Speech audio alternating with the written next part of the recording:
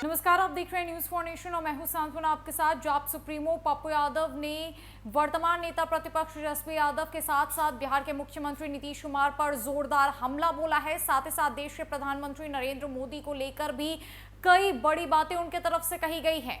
प्रधानमंत्री नरेंद्र मोदी को लेकर पप्पू यादव ने तो यहां तक कह दिया कि नरेंद्र मोदी दुनिया के पहले ऐसे प्रधानमंत्री हैं जो सिर्फ गलत बयानबाजी करते हैं, देश भर में नफरत फैलाते हैं और यही वजह है कि देश की दुनिया भर में इतनी आलोचना हो रही है, देश इतना पीछे जा रहा है। पप्पू यादव ने देश की व्यवस्था के साथ साथ बिहार राज्य पर भी हमला बोला और ये कहा कि बिहार राज्य और पूरा भारत देश इन राजनीतिक नेताओं के वजह से ही फेलियर है। यानी कि पप्पू यादव ने देश के प्रधानमंत्री नरेंद्र मोदी से लेकर बिहार राज्य के मुख्यमंत्री और बिहार के वर्तमान नेता प्रतिपक्ष तेजस्वी यादव को फेलियर बता दिया और उन्होंने कहा कि जब तक ऐसी राजनीतिक पार्टियां देश भर में समाज में जो है वो नफरत फैलाने का काम करेगी, जाति पर विवाद करेगी, जाति पर गलत टिप्पणी करेगी, गलत बातें इनकी तरफ से बोली जाएंगी, तब तक देश आगे नहीं बढ़ सकता। और यही वजह है कि बिहार में सिर्फ और सिर्फ जातिवाद की राजनीति होती है। बिहार कब इससे ऊपर उठेगा, जनता के हित में कोई काम नहीं होता है। क्या कुछ कह रहे हैं जाप सुप्रीमो पप्पू यादव जातिवाद को लेकर, समाज को लेकर, साथ ही साथ देश में किस तरीके से उन्होंने राजनीतिक पार्टियों को फेलियर बताया है। छोड़े जाते उनकी पूरी बातों के साथ। जादव, कोड़ी, कुर्मी के पहले भी तो लाभ किसी और जाति को मिलने की संभावना होगी ना भाई। भूमिहार, ब्राह्मण, राजपूत के अलावे 6 जाति के अलावे 8वां, 9वां, 10वां जाति भी तो कोई होगा जो दुनिया के सबसे खतरनाक मोड़ पर होंगे आज के डेट में। तो सबसे पहले उस तय करिए ताकि मनोज झा जैसा परिवार को आत्महत्या करना ना पड़े। 50 लाख रुपया उस परिवार को दीजिए और एसआईटी इंक्वायरी करके सजा की हो।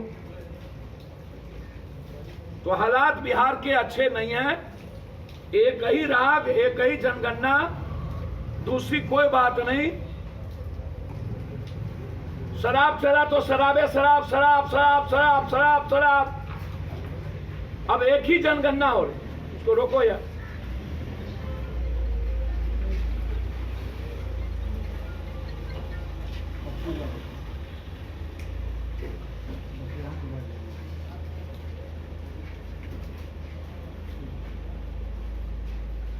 जाति जनगणना हो, लेकिन बिहार के हालात पर ध्यान रखते हुए और देश खत्म, लगभग देश की स्थिति अच्छी नहीं है। मैंने 2 मुद्दे आपको बताए। एक छोटा देश भी हमें नीचा दिखा दिया, हमें हमारी औकात बता दिया। कश्मीर के बारे में नरेंद्र मोदी और अमित शाह को बता देना चाहिए कि क्या इस्तीफा राहुल गांधी से लिया जाए या नेहरू जी से लिया जाए, किससे इस्तीफा लिया जाए, ये बात भी उनको बता देना चाहिए।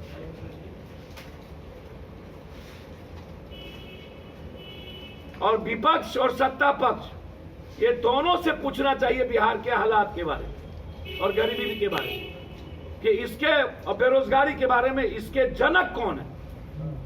मुद्दा बेरोजगारी थी, वो गायब हो गई, मुद्दा बचा ही नहीं बेरोजगारी। इसके जनक कौन है? और अब ये मुद्दा कब आएगा? चुनाव के वक्त। बस मैं जो विद्यापति नगर, हमने 2 बच्ची उसकी बच्ची है। कल मेरे प्रदेश अध्यक्ष और प्रेमचंद सिंह जी के नेतृत्व में एक टीम जाएगी जहां उस दोनों बच्ची को 25-25 हजार रुपया आर्थिक मदद जीने के लिए। और अभी तक तो नीतीश कुमार जी, मनोज झा टाइप के गरीब जो जितने लोग हैं जिस जाति धर्म के, सर्वे में पहला कॉलम गरीब रखिए, सर्वे में दूसरा कॉलम एजुकेशन और हेल्थ रखिए, सर्वे में तीसरा कॉलम अभी तक जिसको आर्थिक और राजनीतिक लाभ नहीं मिला है उसको रखिए।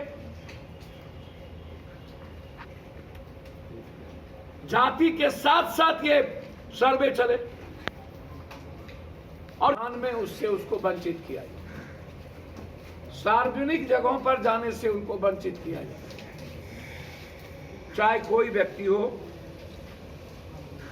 और ऐसे पॉलिटिशियन और ऐसी पार्टी, ऐसी कोई भी पार्टी और दल और व्यक्ति जो लगातार नफरत पैदा करने और आग लगाने का काम करी, उस पर एनएसए लगाकर उसको जेल में बंद किया, वह कोई व्यक्ति। भारत में किसी भाषा को गाली देना, क्षेत्रवाद पर नफरत पैदा करना, जाति पर नफरत पैदा करना, भगवान पे नफरत पैदा करना, धर्म और मजहब पर नफरत पैदा करना, ये हमारा संविधान इसकी इजाजत, लिंग पे, भाषा पे, लिंग पे, इन पर नफरत पैदा करना इसकी इजाजत नहीं देता।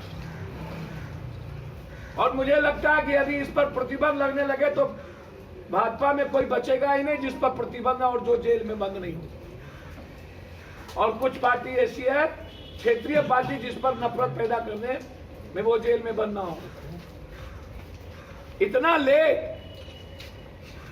पहली बार हिंदुस्तान के राजदूत को एक छोटा सा देश बुला करके धमकी और आग पूरा, पहली बार। हमें चुल्लू भर पानी में डूब के मर नहीं जाना चाहिए, और हम मुख्य दर्शक बने हुए हैं।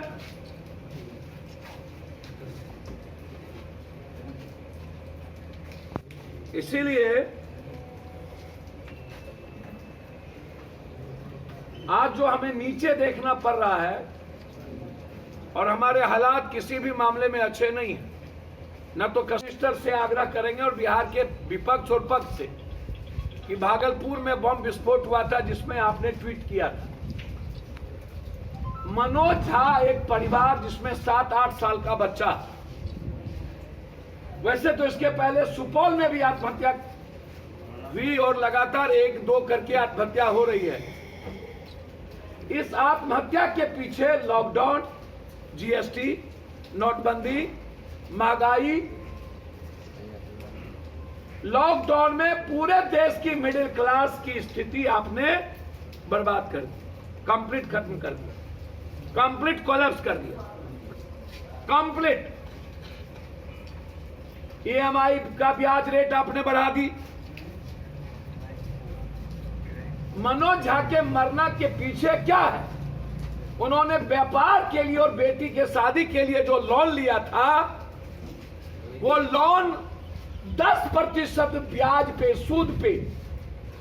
भाई, जब हमारे देश की इकोनॉमी पॉलिसी, बैंकिंग सिस्टम 1.5 से 2 से 3% से ज्यादा लोन, आप सहारा पर क्यों नहीं बोलते हैं भाई? सहारा आज पूरी दुनिया को मारने को तैयार हो गई, एक बिहारी मर रहा है। मोनू झा ने कैसे टॉर्चर किया, मात्र 3 लाख रुपए के लिए